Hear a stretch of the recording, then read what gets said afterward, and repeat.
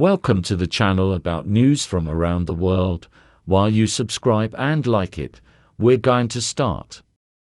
Talk about the recent agreement between Russia and OPEC on further cuts in oil production during a meeting of leading oil exporters in Vienna yesterday.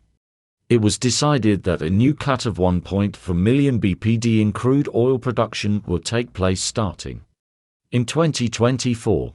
In addition, participants in the OPEC Plus deal have agreed to extend the current 11.7 million barrels per day oil production restriction until the end of this year. The total reduction in oil production next year would therefore amount on paper to 13.1 million barrels per day, but in reality most exporters continue to produce oil below their quotas. This is done deliberately to boost oil prices on the exchange, which the G7 countries are trying to reduce with sanctions. President Biden had earlier announced that the US would have to start using its strategic oil reserves this year to resume buying oil at $70 a barrel. However, such a low price does not suit OPEC countries, so they have once again decided to cut oil production. As a result of the news from Vienna, Brent rose 7% to above $77 bbl.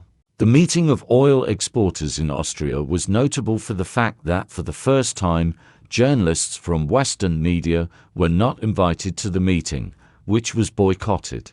The reason for this was recent reports in the Western press that Russia had violated its obligations and failed to reduce oil production, which allegedly offended the leadership of Saudi Arabia. The boycott by the Western media has already had a positive effect on the quality of their news stories.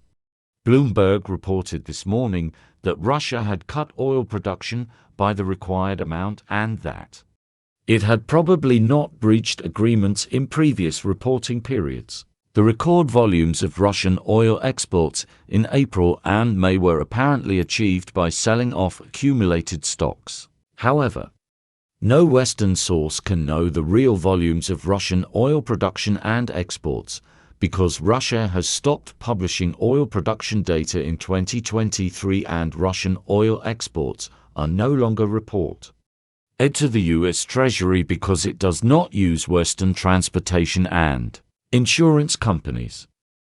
Thank you for watching. If you're interested, subscribe and leave a comment.